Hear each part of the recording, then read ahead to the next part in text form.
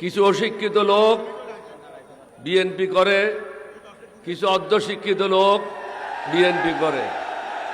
ইংরেজি বুঝে না, বাংলাও বুঝে না। রিভোল্টের অর্থ হলো বিদ্রোহ, স্বাধীনতা ঘোষণা নয়। এটা রেকর্ডে আছে, আপনারা ফেসবুকে গেলে এটা পাবেন। ACR অ্যানুয়াল কনফিডেন্সিয়াল রিপোর্ট, বার্ষিক গোপনীয় প্রতিবেদন। এটা জিয়াউর রহমান প্রথম লিখেছিল 1972-তে এই কুমিল্লা ক্যান্টনমেন্টে।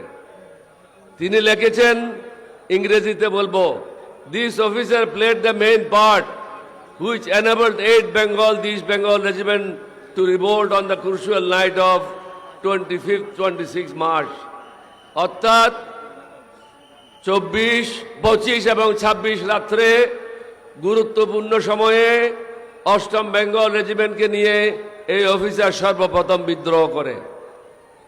8ম বেঙ্গলের দ্বিতীয় সিনিয়র অফিসার তৎকালীন মেজর মীর শওকত আলী, পরবর্তী পর্যায়ে লেফটেন্যান্ট জেনারেল মীর শওকত আলী, তিনি লিখেছিলেন, this officer on his own initiative as Ziaur Rahman to declare independence of Bangladesh. অর্থাৎ এই অফিসারেই তার নিজ উদ্যোগে জিয়াউর রহমানকে বলেছিলেন স্বাধীনতা ঘোষণার জন্য।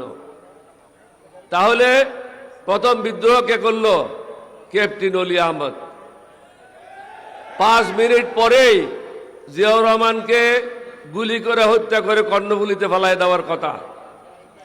আমার টাইমলি অ্যাকশন, যথাসময়ে পদক্ষেপের কারণে জিয়াউর রহমান আল্লাহর মেহেরবানিতে, আল্লাহর হুকুমে রক্ষা পেয়ে যান। স্বাধীনতা ঘোষণার ব্যাপারে তাকেই আমি পরামর্শ দিয়েছিলাম। কেন পরামর্শ দিয়েছিলাম? ওনাকে বললাম যে আমরা বিদ্রোহ করেছি চট্টগ্রাম থেকে, বাংলাদেশের মানুষ তো জানবে না কিভাবে বিদ্রোহ করলাম, তাহলে বাকিরা কি করবে? এখানে তো অনেক বেঙ্গল রেজিমেন্ট আছে। 4th বেঙ্গল রেজিমেন্ট ছিল কুমিল্লাতে, তারা ডিপ্লয়েড ছিল ব্রাহ্মণবাড়িয়াতে। 2nd বেঙ্গল ছিল জয়দেবপুরে, 1st বেঙ্গল ছিল যশোরে, 3rd বেঙ্গল রেজিমেন্ট ছিল সাইদপুর ক্যান্টনমেন্টে, রংপুর ক্যান্টনমেন্টে। আমরা যদি সেদিন বিদ্রোহ না করতাম এবং রেডিওতে যদি বাংলাদেশের স্বাধীনতা ঘোষণা না হতো, তাহলে এই বেঙ্গল রেজিমেন্টগুলি আর বিদ্রোহ করতো না এবং পৃথিবীর লোকেরাও জানতো না যে এখানে একটা প্রশাসনের বিরুদ্ধে বিদ্রোহ হয়েছে।